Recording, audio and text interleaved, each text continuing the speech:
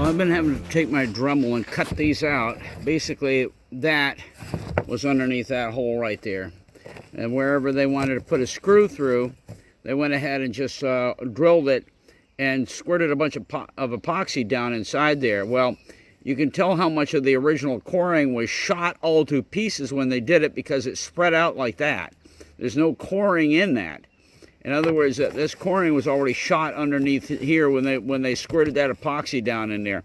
So anyway, it's a lot of work because, I mean, I'm having to put my Dremel to overtime, cutting and cutting until it, just cuts the epoxy off at the pan level and up underneath the skin here. And, well, it's done. And I got to do that at every one of the screw holes. And we're getting it slowly but surely. And my raker is working awesome. I mean, I've made a lot of progress getting all this old coring out. It just works fantastic. So I suggest you make one. If you're going to be doing this job, definitely you're going to need one.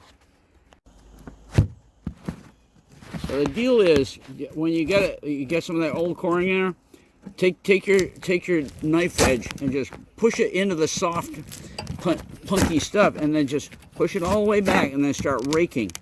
Let me tell you something. It works. That sharp edge that you file into it to begin with is worth its weight in gold because it goes right back through that old coring with no problem. Let's put it this way. If your coring is as rotted as my coring, it'll work. Oh yeah, this is working fantastic. Sweet. I'm going to be done with this before I know it. Still got a lot of work to do, but my whole desire to get the old coring out from underneath the edge here. That's really working nice. So you just push it back in there and then just pull. Well, I've been taking this out a strip at a time. You can see the width of the strips I'm doing. Just cut across and then take my knife, my grandmother's amazing old, what do they call that? New England homestead knife. I think it's built like a fortress. But anyway, I've been just sticking it down in there and just popping it. You know the irony? This looks good and solid. You feel that? That is wet. It's not soaking wet, but it's wet. And I don't like it. I'm afraid I'm going to have to end up taking every bit of this out. Every bit of it. I don't know about that over there.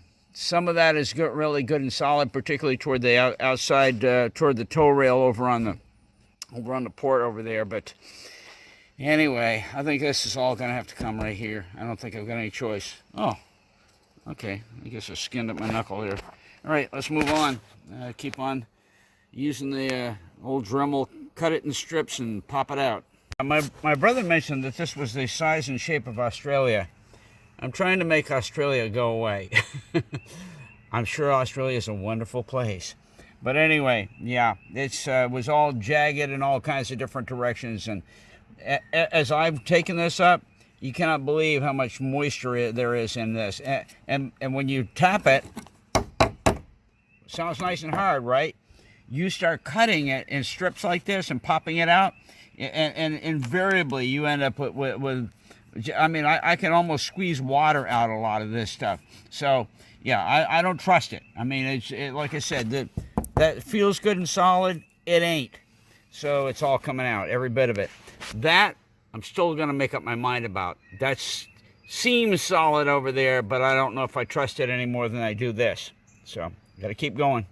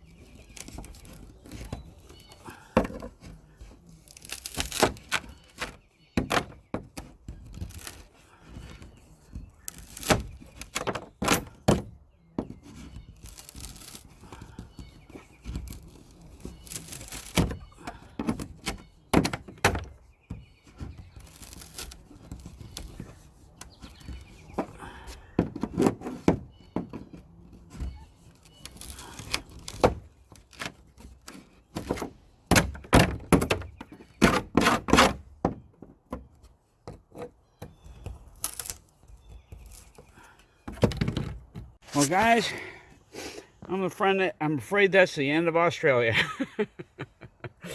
I am so glad to get that done. And I got most of the stuff back up to the tow rail done. That's where I quit, right over there. You can see that was the end of what I was doing for the day. Anyway, I got to get this cleaned up. Made a lot of progress today. Got all of Australia gone. I did not get the big block done, and that's going to have to wait till next time. But you know what? I'm happy.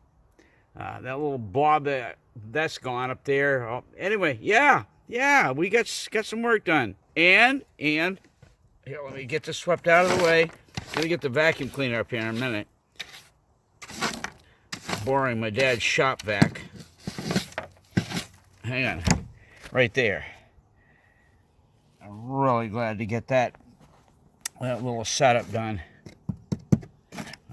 with a piece of plywood underneath it to back it up while we do all the sanding and new glassing. That'll be good. But boy, getting Australia done, that's a biggie. That's a biggie. That was a lot of cutting and a lot of popping. All right. We'll wrap this up a little bit later, but I'm a happy clam today, I'll tell you. Just getting this much done for the day. Well, that's it for this trip. You see there where Australia used to be. And, yeah. Okay, that's the next project right over there. I have a feeling it may be in very much the same state as Australia was. That it feels amazingly hard on the surface, but then when you cut into it, it's just full of moisture. And so this is going to be my project, and I hate to take all of it up, but I may very well have to do it. Just go a section at a time and see what's rotten, what isn't. The thing is, it's not rotten, it's wet. And if you encapsulate it, that wet is going to rot. So this is what you get into when you go tear into a 50-year-old deck. And you can tell this is a 50-year-old deck, I'll tell you. So, all right, guys, that's it. I'm going to wrap it up tonight. We'll get down in the cabin and talk about what's coming up. And hey, thanks for stopping by. A beautiful afternoon aboard Little Girl. Had a bunch of rain overnight. It was a mess, but at least we got one decent afternoon out of this trip. Well, I think I've just come to a decision. This whole idea about running the halyards back to the cockpit. Here would be my double block with the main and jib coming down off the mast, side by side, running through there, coming over to here. But you see how much little space we've got to work with. They come out here, they run through the double horizontal block here, but then they've got to go through a vertical block, which I don't have. I'm missing my original one of these, so this is a duplicate. Okay, then they've got to run through a vertical block that barely gets out to the very edge of the cabin, and in so doing, look at how little space there is to get down beside the track of the hatch. There's almost no room. Now, once it gets back past here, you got plenty of room running all the way back. Running all the way back to the cockpit right there. That's fine. But I'll tell you right now, that scenario of coming off the mast through the horizontal block, going to vertical, and sneaking it past the edge of the runner, or the hatch strip here. I'm sorry, it just looks foolish. It just looks foolish. Well, the long and the short of it is, it's just not going to work. And so I think I'm going to keep it just like Ryan did when he had this boat, and I'm just going to handle everything at the mast. I'll optimize the mast. I'm going to look it all over, make sure that we've got adequate, cleats and so forth. And I'm sure we do, because I mean it's been used for the last 50 years. But I'm not happy with this whole prospect of trying to run this thing aft and sneak it around this hatch track. It's not going to work. Not going to work. And I mean, the idea of splitting it and running a little one here is maybe more doable.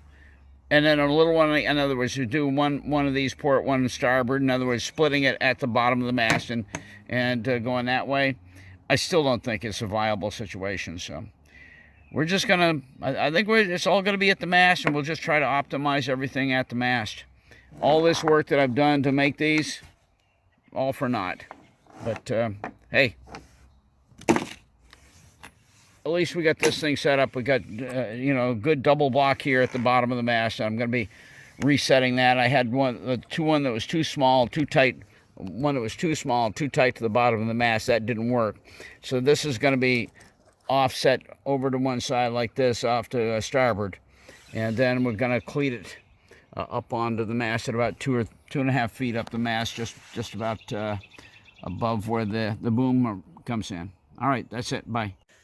Well, guys, in spite of the fact that Monday was pretty much a washout with the rain and so forth, we still managed to get quite a bit done this here, the last part of the trip, and I'm pleased. At this point, I'm probably not going to be able to get back down here to maybe even till the end of the month, because coming up, my wife is going to be speaking at a ladies' day, and then we're going to be heading down to Arkansas for our granddaughter's graduation, then going over to Alabama to help my wife's mom and her sister with a bit of a move. I'm not going to go into details, but anyway, suffice it to say, we're gonna be gone, and the foredeck is in great shape for when I get back. I'm just so pleased that we got Australia gone. But I'm afraid I'm going to end up having to take out almost all of that rest of the deck that's over there to port, because I have it's just a strong feeling it's probably the same situation I had with Australia, that it looks good, feels hard, but you get into it and there's moisture in there. It's over the years it's absorbed moisture. So anyway, but for right now, I'm pleased with where I'm leaving everything. I'm going to get the boat all covered up, and hope that she stays nice and tight for while I'm gone, because I don't want any moisture or any water getting in through that deck up there. Now that everything is kind of wide open, it'd be kind of a vulnerable situation if any moisture got in. All right, guys. Well, listen, thank you for stopping by Restoring Little Girl, and we'll pick it up next time down, and that may be a while, but I'll try to get out a video or two with some other stuff going on back up in Vermont before we leave. So, hey, thanks for coming by. Appreciate it, and we'll catch you next time.